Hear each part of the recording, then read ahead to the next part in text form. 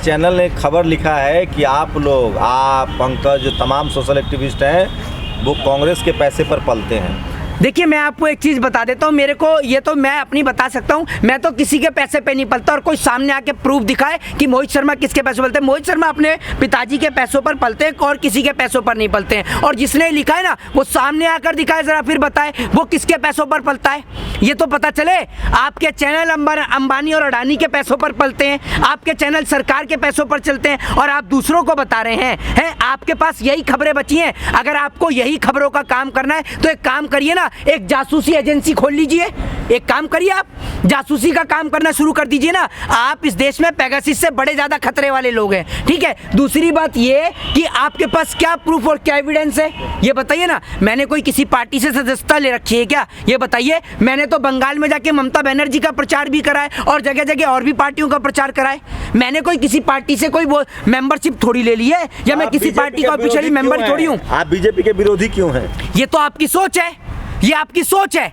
आप एक बात मुझे बताइए, ये मैं नहीं बोलता हूँ, ये मेरे देश के प्रधानमंत्री बोलते हैं 2 करोड़ रोजगार दूंगा।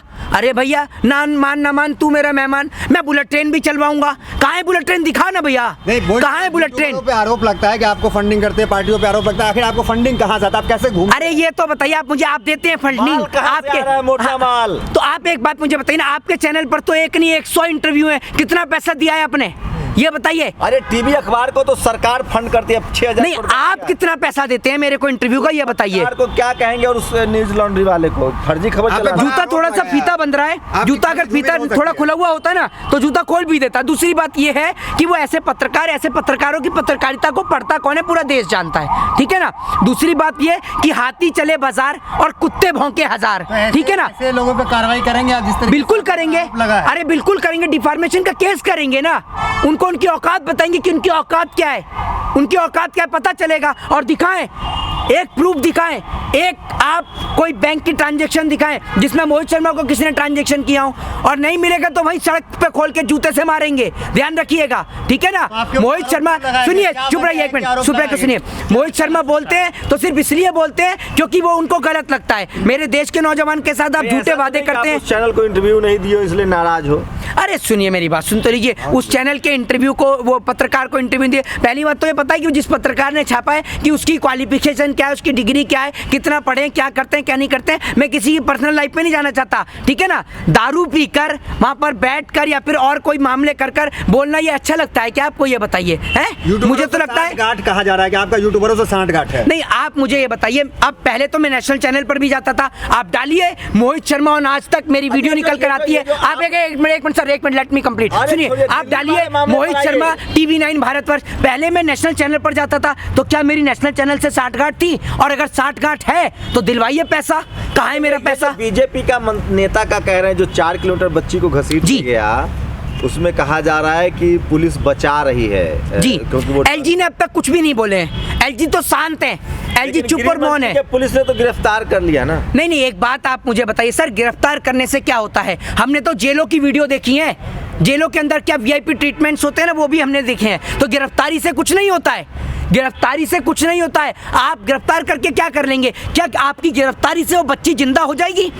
आप गिरफ्तार कहाँ नहीं किया आपने? जब सुनिए सर, मेरी बात सुनिए, आपने गिरफ्तार कुलदीप सिंह सेंगर को भी किया तो क्या बलात्कार पे अंकुश और लगाम कसा? ये बताइए। आपने गिरफ्तार बिल्किस बानो के बलात्कारियों को भी किया, क्या उस पे अंकुश और लगाम कसा गया? आपने हाथरस में कानून कार्रवाई जाएंगे जी। बीजेपी के समर्थक है तो छूट जाएंगे। अरे भैया, आज राम रहीम पैरोल पे निकलता है तो किसकी बदौलत निकलता है, जरा ये बताइए ना। वो लेटर जो लिखे जाते हैं, जो सामने आते हैं, किसकी वजह से निकलता है राम रहीम पैरोल पर? बलात्कारियों को पैरोल पर निकालने की जरूरत है। कार्रवाई हुई है? उत्तराखंड में कार्रवाई हुई, कल हरियाणा में उत्तराखंड में कार्रवाई हुई। आपने कार्रवाई देखा ना, कैसी कार्रवाई हुई कि सबूतों को मिटाने के चक्कर में बुलडोजर चला दिया। और ये देश के लोग सुन लीजिए, ये जितने भी देश के लोग सुन रहे हैं ना, ये सारे के सारे गूंगे और बहरे हैं। इनको रद्दी पर फर्क नहीं पड़ता। अगर इनको फर्क पड़ता होता, ये 4 दिन निकलेंगे सड़कों पर, हाथ में मोमबत्तियां लेकर निकलेंगे। कोई खबर सुन लीजिए, कोई सड़कों पर मोमबत्ती लेकर निकलेगा, कोई इस क्लब में प्रोग्राम रखेगा, कोई श्रद्धांजलि सभा रखेगा, कोई शोक सभा रखेगा, बस 5 दिन में सारा कुछ इनफ हो जाएगा। छठे दिन फिर दोबारा से टीवी चैनल पर हिंदू और मुसलमान चलेगा, ये लोग वापस से अपने काम पर लग जाएंगे। इनको कोई फर्क नहीं पड़ता और नेताओं को कोई फर्क नहीं पड़ता, क्योंकि वो बेटी किसी नेता की नहीं थी ना। एक बार वही सवाल, अगर आरोपी मुसलमान होते तो कौन कौन पत्रकार इस पर खबर कवर कर रहा होता? सबसे मेन तो अमीश, फिर अर्नब, फिर उसके बाद में आपका अंजना, ये सब लोगों का काम ही यही है। सुदर्शन न्यूज ये तो पूरा ब्रेकिंग न्यूज देता। इनका तो कई महीने का, कई सालों का ये पूरा रैंकिंग पूरी कर देते हैं इसी चीज से कर करके, हिंदू और मुसलमान करके, क्योंकि इनके चैनल की टीआरपी हिंदू मुसलमान से चलती है। जिस तरीके से देश की राजधानी का ये कोई पहला मामला नहीं है, इससे पहले भी देश की राजधानी में और भारत देश के कई जगहों पर महिलाओं के साथ यौन उत्पीड़न, महिलाओं के साथ यौन शोषण, उत्पीड़न और महिलाओं के साथ बदतमीजी के मामले लगातार सामने आते हैं। लेकिन ये मामला बहुत ही दर्दनाक मामला है। महिला को 4 किलोमीटर तक घसीटा गया और उसके अंदर जो अपराधी हैं उनमें एक नाम सामने आ रहा है जिसका नाम है मनोज मित्तल, जो कि भारतीय जनता पार्टी का नेता भी है। बहुत सारी खबरें आ रही हैं सामने, उसका नाम आ रहा है मनोज मित्तल का निकलकर। हर एक बड़ी घटना में जो आप देखेंगे हाथ वो भारतीय जनता पार्टी के नेताओं का होता है, जो ये कहते हैं ना कि अपनी बच्चियों को मुसलमानों से बचा के रखो। मैं कहता हूं कि आप अपनी बच्चियों को अगर बचाने की जरूरत है तो मुसलमानों से नहीं, अपनी बच्चियों को बचाने की जरूरत है तो भारतीय जनता पार्टी के नेताओं से। ये वो भारतीय जनता पार्टी के नेता हैं कि जब एक देश की बेटी के साथ बलात्कार होता है तो बलात्कारी का नाम पाया जाता है कुलदीप सिंह सेंगर, और सेंगर का पता चलता है कि वो भारतीय जनता पार्टी का एमएलए है। जब एक बेटी के साथ उत्तराखंड का मामला आप सभी के सामने होगा, अंकिता भंडारी का, उसमें सामने आता है मामला तो पता चलता है उसमें भी बीजेपी के नेता का नाम है। एक व्यक्ति जो चक्रा चलाते हुए पकड़ा जाता है उसमें भारतीय जनता पार्टी के नेता का नाम होता है। बच्चा चोरी के मामले में भारतीय जनता पार्टी के नेता का नाम होता है। हर बड़ी घटना में भारतीय जनता पार्टी के नेताओं का नाम होता है। लेकिन पर आरोप लगा, खिलाड़ी ने, कोच ने आरोप लगाया, महिला कोच ने, और उन्होंने मंत्री को हटा दिया है। मंत्री ने कहा कि हम इस्तीफा। मैं भाई बिल्कुल शंभू भाई, मैं बिल्कुल वहीं पे ही आना चाहता था कि देश के प्रधानमंत्री या भारतीय जनता पार्टी करती क्या है। नूपुर शर्मा ने इस देश की फजीयत करवाई, भारत देश की धज्जियां उड़वाई, तो सिर्फ प्रधानमंत्री ने उसको पार्टी से निष्कासित कर दिया। इसके अलावा नवीन जिंदल, उसको पार्टी से निष्कासित कर दिया। चकला चलाने वाले पार्टी से निष्कासित कर दिया। इसके अलावा जो आप देख रहे थे अभी, ये जिनकी मैं बात कर रहा था, अंकिता भंडारी का मामला हो या फिर कुलदीप सिंह सेंगर हो, पार्टी से निष्कासित कर दिया। पार्टी से निष्कासित करने से कुछ नहीं होगा। दूसरी बात, जो एक बात हर जगह बोली जाती है ना कि देश से अपराध समाप्त हो गया। अपराध इसलिए समाप्त हो गया, सारे अपराधी भारतीय जनता पार्टी को ज्वाइन कर चुके हैं।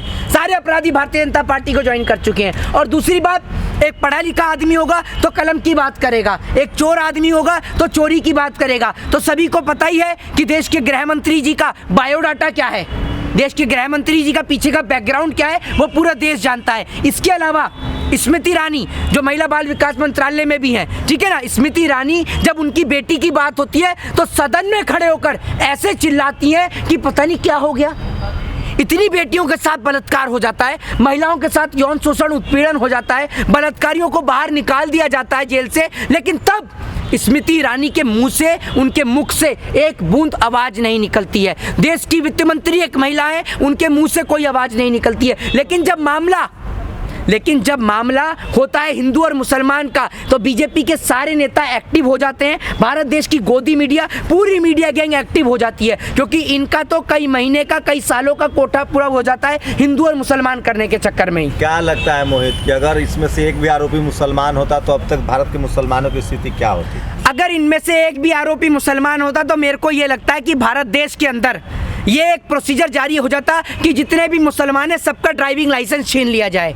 एक भी मुसलमान ड्राइविंग नहीं करेगा, ये घोषणा हो चुकी होती है अब तक। और इसके अलावा देश के कई जगहों पर मैं फलानी हिंदुओं की रक्षा की सेना लेके चलता हूँ, मैं ये हिंदुओं की रक्षा करता हूँ, मैं ये दल चलाता हूँ, मैं वो दल चलाता हूँ, लेकिन अभी सारे दल गायब हैं, सारी हिंदुओं की रक्षा वाले लोग गायब हैं और एक के भी मुंह से आवाज नहीं निकल रही है, क्योंकि नाम भैया बीजेपी के नेताओं का जो आ गया है तो बोलने की हिम्मत ही नहीं है। और मीडिया वाले तो इस बेचारे सदमे में हैं, वो इस प्रकार के सदमे में हैं कि भैया कहाँ से और कैसे कैसे हम सरकार को डिफेंड करें, लेकिन उनको पैसा ही इस चीज़ का मिलता है। अब वो सोच रहे थे कि भैया टीआरपी थोड़ी बढ़ जाती, थोड़ा चैनल को भी इनकम हो जाती और हमारे को एडवर्टाइजमेंट और प्रचार भी मिल जाता। अगर आरोपी गलती से मुसलमान होते तो मज़ा ही आ जाता मीडिया वालों को। तो